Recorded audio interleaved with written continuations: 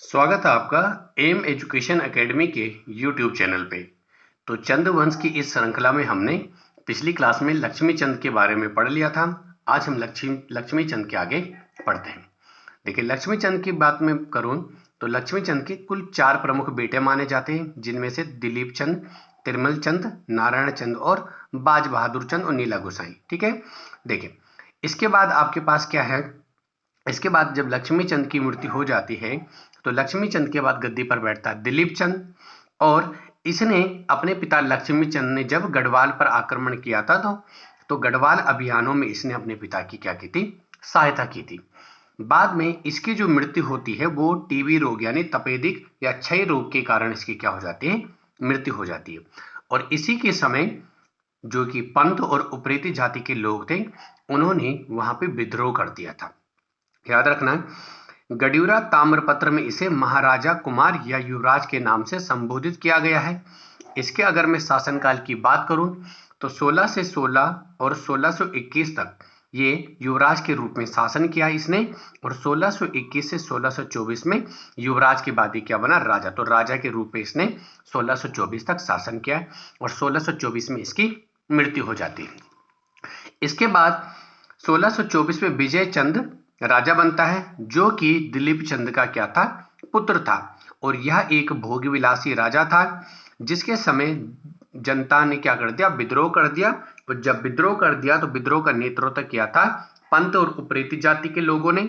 और उसी समय क्या हुआ, दो आपके पास विनायक भट्ट और सुखराम कार्की नामक लीडर थे, जिन्होंने क्या कर दिया, इसके खाने में जहर मिला दिया और जिससे क्या हो जाती, इसकी मृत्यु हो जाती है। और इस षड्यंत्र में इसका साथ दे रहा था कौन, तिरमल चंद, जो कि दिलीप चंद का भाई था, यानी विजय चंद का जो चाचा था। तो चाचा चाहता था कि मैं गद्दी पर खुद बैठूं, तो इसलिए उसने अपने भतीजे की हत्या करवा दी। और भतीजे की हत्या करने के लिए उसने क्या किया, उसने सुखराम कार्की और विनायक भट्ट नामक 2 सामंतों को चुना, जिन्होंने विजय चंद के खाने में जहर मिला दिया। जब विजय चंद की मृत्यु हो गई तो उसके बाद उसके चाचा तिरमल चंद गद्दी पर बैठते हैं। और इस समय बात करूं अगर गढ़वाल की, तो गढ़वाल में इस समय थे श्याम शाह, जो कि परमार वंश के शासक थे। तो ये श्याम शाह के समकालीन माने जाते हैं। तिरमल चंद को जब इस बात का पता चलता है कि सुखराम कार्की और विनय भट्ट, जो कि जिन्होंने खाने में जहर मिलाया था, कि वे क्या कर रहे हैं कि वे कभी भी जनता को यह बात बता सकते हैं कि तिरमल चंद ने ही उन्हें यह करने के लिए कहा था। तो इसने क्या कर दिया, तिरमल चंद ने सुखराम कार्की को मरवा दिया और विनायक भट्ट की क्या आंखें निकलवा दी।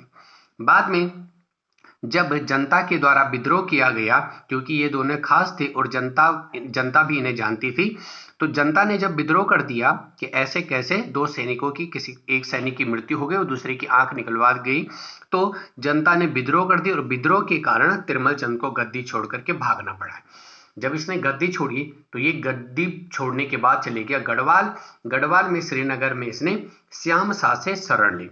जबकि जो छोटा भाई था तिरमल चंद का, नारायण चंद, वो इस समय जनता के विद्रोह करने के कारण वो नेपाल भाग जाता है। ठीक है, अब बात करते हैं श्याम शाह। तो श्याम शाह ने इस समय तिरमल चंद की सहायता की और जो विद्रोह था, जब विद्रोह शांत हो गया तो पुनः इसको यहाँ पे कुमाऊं में उसकी गद्दी पर बिठा दिया तिरमल चंद को। अब तिरमल चंद जो था वो ज्यादा सतर्क रहने लग गया। उसे इस बात का डर था कि कहीं उसकी भी मौत न हो जाए और लोग कई षड्यंत्र करके उसे मार न दे। तो इसके लिए उसने कई चीजों में परिवर्तन किया। पहला तो वो खुद सतर्क रहने लग गया। दूसरे, जो उनके खानदानी रसोइया थे तो उनको उन्होंने बदल दिया और रसोइयों के अलग नियम स्थापित किए। उसी समय उन्होंने एक राजभक्त जो कि नीलू कठाया था, उसी के परिवार का, जो कि चंद्रवंश का सबसे खास आदमी माना जाता था, उसी के परिवार का एक व्यक्ति था कर्ण कठायत, उसको अपना रसोई घर का दरोगा नियुक्त किया, जो कि खान पान की देखरेख करता था और खाने में क्या बना और उसमें किसी प्रकार की गड़बड़ी ना हो उसकी जांच करता था। ठीक है, आगे क्या हुआ आपके पास कि जब तिरमल चंद सतर्क रहने लग गया, उसने सारी व्यवस्था को परिवर्तन कर दिया। तो इसी समय आपके पास परिसंभल नामक एक खस राजा था, जिसने कुमाऊं पर आक्रमण कर दिया। और इसी विद्रोह को दबाने में तिरमल चंद का पूरा जीवन भर जीवन इसमें पूरा लग गया, तो वो विद्रोह को दबाते दबाते थक गया। बाद में तिरमल चंद ने 1638 में बाज बहादुर चंद को अपना उत्तराधिकारी घोषित कर दिया। बाज बहादुर चंद की अगर मैं बात करूं तो ये क्या था, चरवाहा था। बेसिकली ये चरवाहा था आपके पास, और मैं पहले ही बता चुका हूं आपको कि जो बाज बहादुर चंद था वो कौन था, नीला गुसाई का बेटा था, उसका दत्तक पुत्र था, और बाद में इसने बाज बहादुर चंद को गद्दी पर बिठा दिया। बाज बहादुर चंद की बात करूं तो सर्वाधिक समय तक इसने शासन किया, और इसके समकालीन थे मुगलों में बात करूं तो शाहजहां, और गढ़वाल की बात करूं तो महिपति शाह इसके समकालीन माने जाते हैं। शाहजहां के जब राज्याभिषेक हुआ तो उसने सभी को निमंत्रण भेजा था अपने राज्याभिषेक में आने पर, लेकिन इस समय जो गढ़वाल का जो शासक था महिपति शाह, वो शाहजहां के राज्याभिषेक में नहीं जाता है, जिस कारण जो मुगल लेखक है उन्होंने महिपति शाह को अक्कड़ राजा के नाम से संबोधित किया। बाद में 1633 में जब महिपति शाह की मृत्यु हो जाती है तो उनके बाद उनका 7 वर्ष का अल्पवयस्क पुत्र जो कि पृथ्वीपति शाह वो गद्दी पर बैठता है, और राजपाट की सारी जिम्मेदारी और पृथ्वीपति शाह की संरक्षिका बन जाती कर्णावती।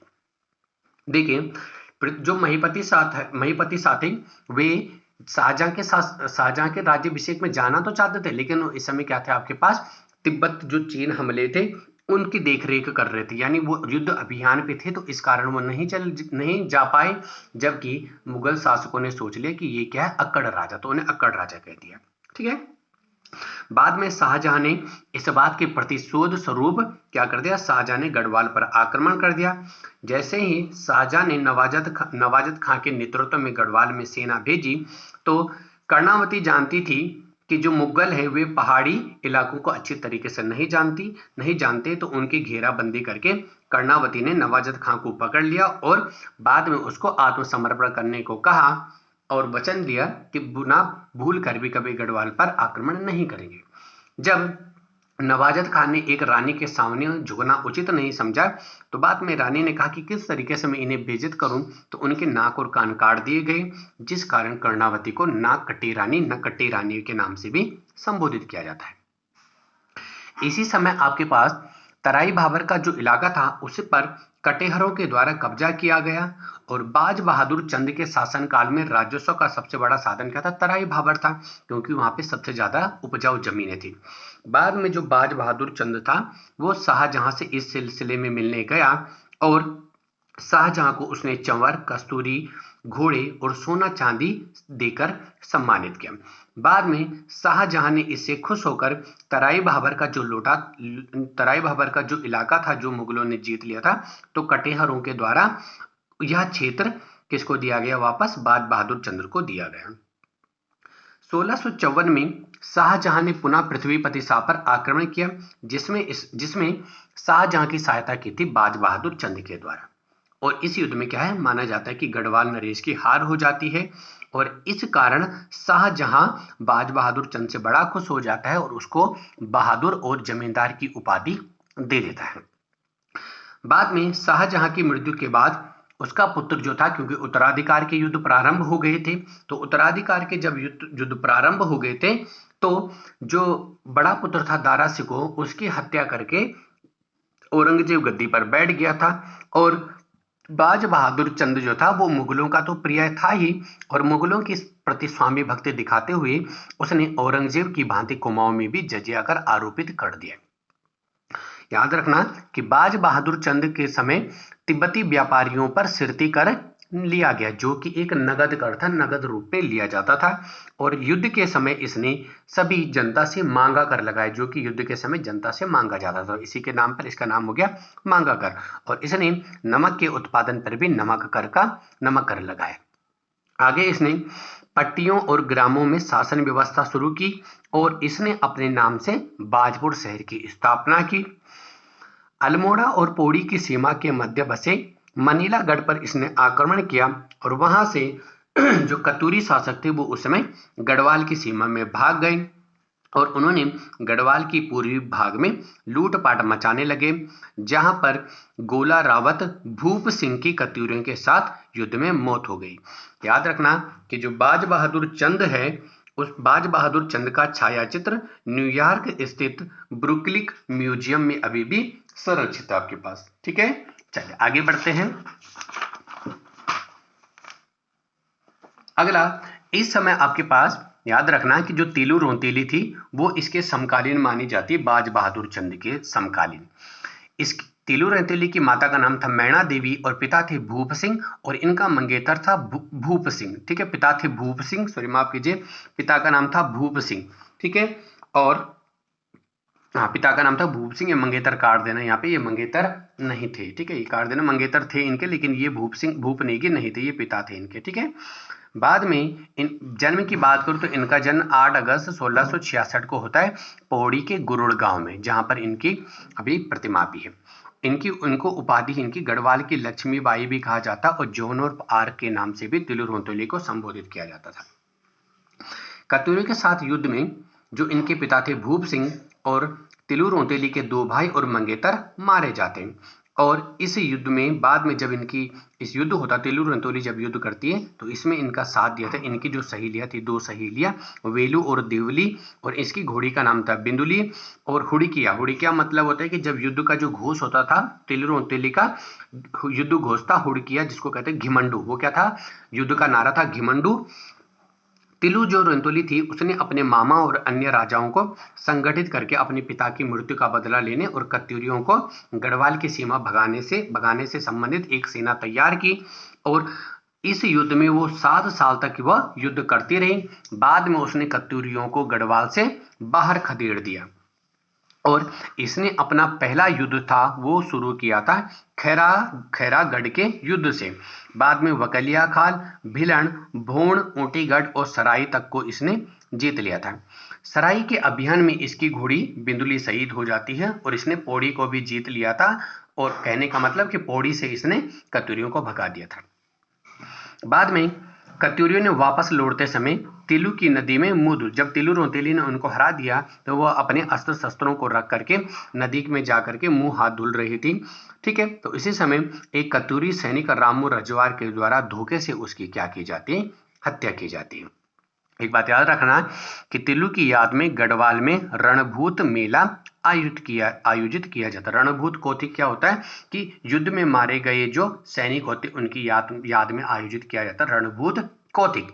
और तिल्लू रौतेली ने कत्यूरियों के खिलाफ गोरिल्ला युद्ध की शुरुआत की थी, जो कि महाराणा प्रताप ने भी मुगलों से की थी। ठीक है, मुगलों के खिलाफ उन्होंने गोरिल्ला युद्ध की शुरुआत की थी, जो कि रात के टाइम पे जब गहरी नींद में सैनिक सोए हुए होते थे तो उसी समय तिलू रौतेली के जो सैनिक थे वे आक्रमण कर देते थे कत्यूरियों पर।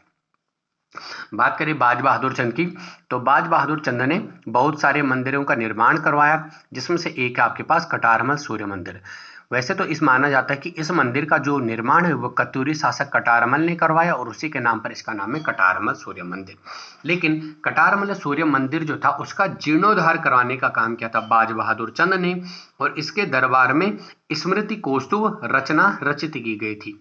ठीक है, 1670 में इसने, जब इसे पता चला कि तिब्बती लोग हिंदू समुदाय के लोगों से मानसरोवर यात्रा के दौरान भारी मात्रा में क्या लेते हैं? कर लेते हैं और उन यात्रियों को परेशान करते हैं, तो इसने टकला खाल किले को जीत करके तिब्बती व्यापारियों पर सिरती कर लगाया, जो कि एक नगद कर था और भोटिया तिब्बती व्यापारियों से वसूला जाता था। और इसी से सिरती कर से ही उत्पत्ति हुई सिरतान शब्द की। इसने पानी के लिए पनीरू, ठीक है, और बगीचे के लिए फुलरिया, मंदिरों के लिए मठपाल की नियुक्ति की और हरबोला नामक सदस्य की नियुक्ति की, जो कि क्या करता था? राज परिवार के सदस्यों को सुबह सुबह उठाने का काम करता था। शाहजहां ने इसे नगाड़े बजाने को कहा था जब ये वहां पे गया था। और कैलाश मानसरोवर यात्रियों को इसने, तीर्थ यात्रियों को इसने गूंठ भूमि दान दी, जो कि जमीन दान में दी जाती थी मंदिर की अर्थव्यवस्था को संवारने के लिए। गूढ़ भूमि क्या होती है आपके पास कि मंदिरों की देखभाल, खर्च होने वाले अनाज की व्यवस्था हेतु पुजारी को दी गई भूमि होती है। और इसने थल पिथौरागढ़ में एक हथिया नोला बनाया, जिसे एक हथिया देवाल कहा जाता था। क्यों? क्योंकि जिस मिस्त्री के द्वारा ये बनाया गया था उसका सिर्फ एक ही हाथ था, तो उस मिस्त्री जगन्नाथ मिस्त्री के द्वारा ये बनाया गया था, इसलिए इसे एक हथिया देवाल कहा जाता है। और इसकी बनावट है आपके पास एलोरा के कैलाश मंदिर जैसी, जो कि पत्थरों पर कारागरी की गई है। इसने भीमेश्वर मंदिर भीमताल का भी निर्माण करवाया और इसकी न्याय प्रणाली बड़ी कठोर थी, जिससे आम जनता परेशान हो गए। इसे इतिहासकार बूढ़ा अत्याचारी शासक भी कहते थे। ठीक, इसके अंतिम दिनों में एक कहावत भी है, बरस भयो 80 बुद्धि गयो नसी। तो ये कहावत बाज बहादुर चंद के बारे में कही जाती है। ठीक है, बाज बहादुर चंद मुगलों से बहुत ज्यादा प्रभावित था तथा जैसी शासन प्रणाली मुगलों के द्वारा अपनाई गई उसने भी वैसी प्रणाली को लागू किया। बात करें इसकी मृत्यु की तो 1678 में इसकी मृत्यु हो जाती है।